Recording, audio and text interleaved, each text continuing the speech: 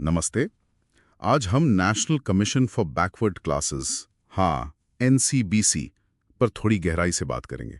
ये टॉपिक ना यूपीएससी और जो दूसरी सरकारी परीक्षाएं हैं उनकी तैयारी करने वालों के लिए काफी जरूरी है। हाँ बिल्कुल, ये अक्सर पूछा जाता है।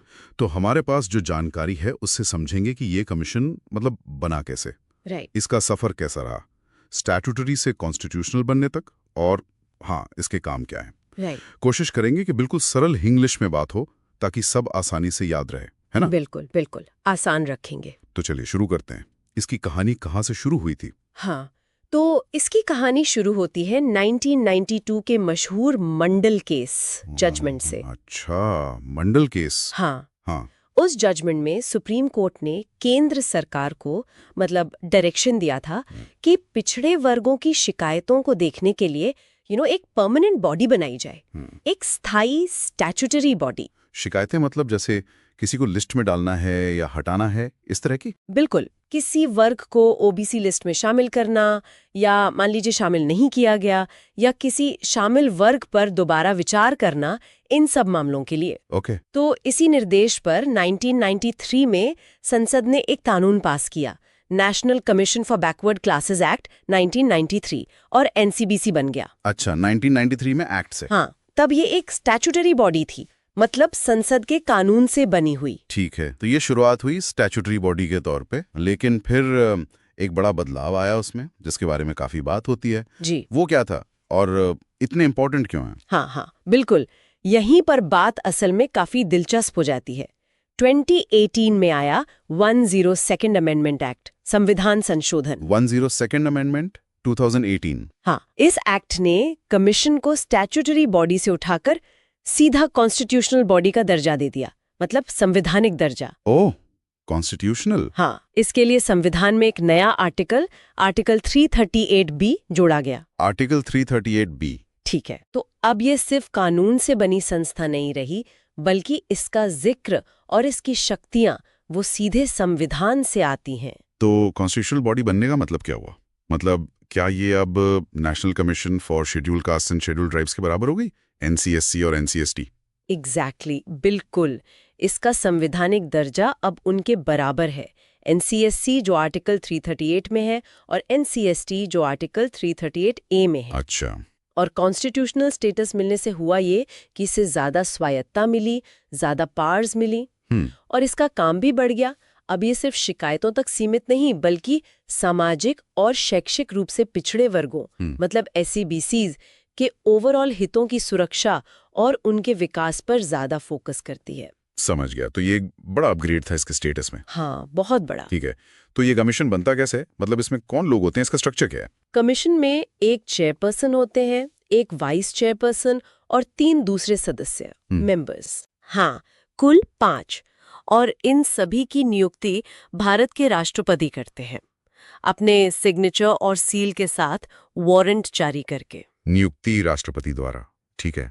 और इनकी जो सर्विस कंडीशंस हैं और कार्यकाल मतलब टेन्योर, वो भी राष्ट्रपति ही तय करते हैं। ओके, स्ट्रक्चर तो काफी सीधा है।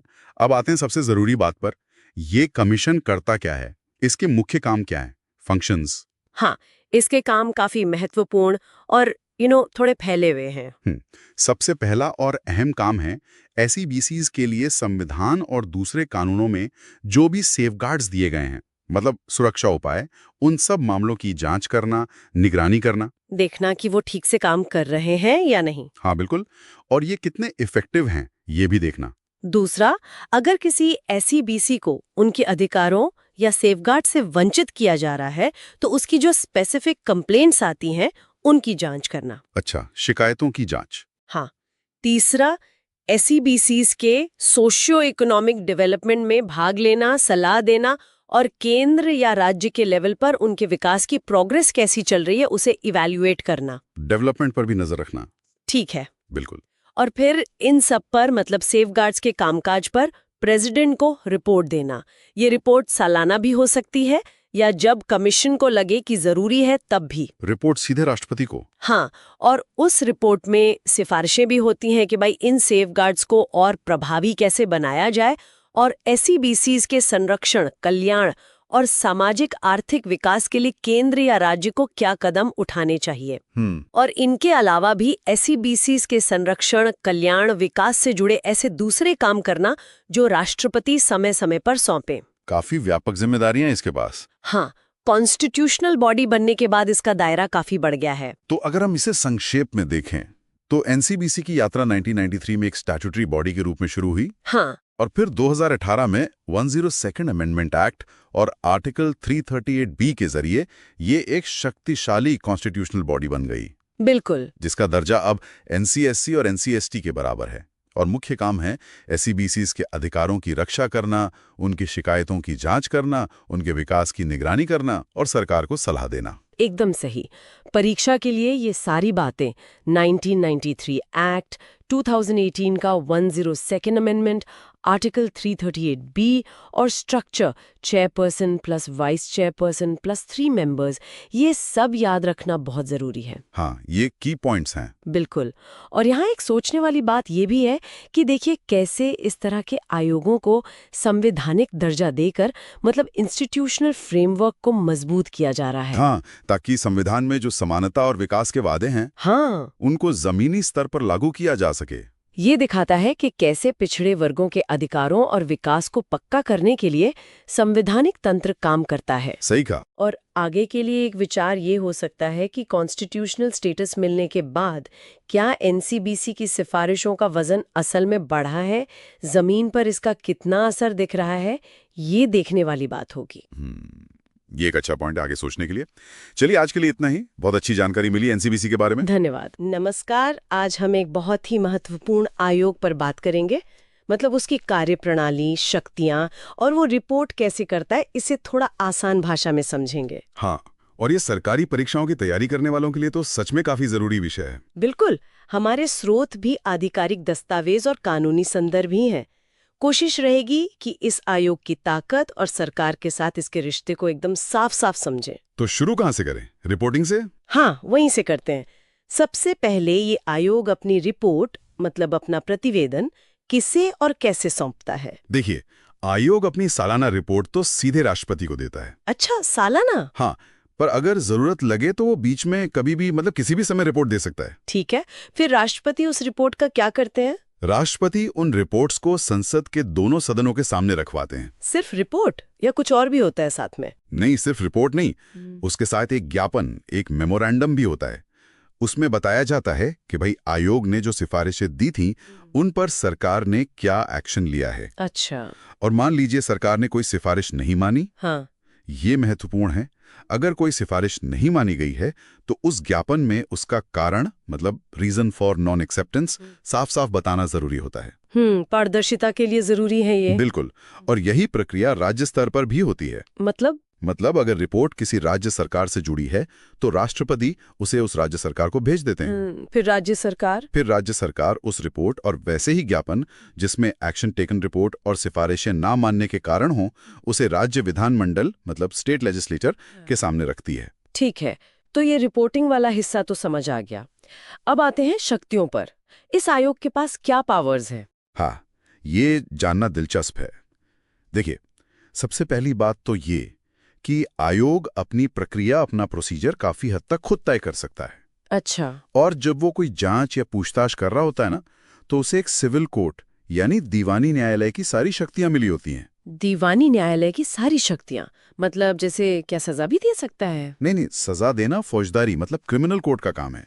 दीवानी शक्तियों का मतलब है जांच को ठीक से करने के लिए जरूरी अधिकार। जैसे भारत के किसी भी हिस्से से किसी भी व्यक्ति को समन भेजना, मतलब बुलाना और हाजिर करवाना, फिर शपथ पर उसकी जांच करना, या फिर किसी भी दस्तावेज को ढूंढकर पेश करने के लिए कहना। कोई भी दस्तावेज? हाँ, जो मामले से जुड़ा हो। हाँ। फिर एफिडेविट पर सबूत लेना, किसी भी कोर्ट या ऑफिस से कोई पब्लिक रिकॉर्ड या उसकी कॉपी मांगना। अच्छा। गवाहों और दस्तावेजों की जांच के लिए कमीशन जारी करना, और इसके अलावा कोई और मामला जो राष्ट्रपति नियम बनाकर तय कर दें। तो ये सब शक्तियां जांच को पुख्ता बनाती हैं। समझ गया, मतलब जांच के लिए काफी व्यापक अधिकार है। अच्छा, एक और बात जो मुझे काफी अहम लगी वो ये कि केंद्र और राज्य सरकारों को सामाजिक और शैक्षिक रूप से पिछड़े वर्गों मतलब SEBs को प्रभावित करने वाले सभी बड़े नीतिगत मामलों पर आयोग से कंसल्ट करना जरूरी है। हाँ बिल्कुल, ये परामर्श की अनिवार्यता, ये कंसल्टेशन मैंडेटरी है। ये पॉलिसी मेकिंग में आयोग की सीधी भूमिका दिखाता है। सही। इसके अलावा कुछ और बातें भी हैं जो स्रोतों से पता चलती हैं और एग्जाम के लिए काम की हो सकती हैं। बताइए। एक तो इंदिरा सोहनी बनाम भारत संघ का मामला 1992 वाला, वो बहुत महत्वपूर्ण है। असल में उसी के बाद इस आयोग को संवैधानिक दर्जा देने की बात आगे बढ़ी थी। हाँ, सुना है इसके बारे में। फिर पहले ये आयोग national commission for backward classes act 1993 के तहत बना था, एक सांविधिक निकाय मतलब स्टैट्यूटरी बॉडी। लेकिन उस एक्ट को national commission for backward classes repeal act 2018 ने निरस्त कर दिया, मतलब खत्म कर दिया। तो फिर आया 102वां संविधान संशोधन अधिनियम 2018।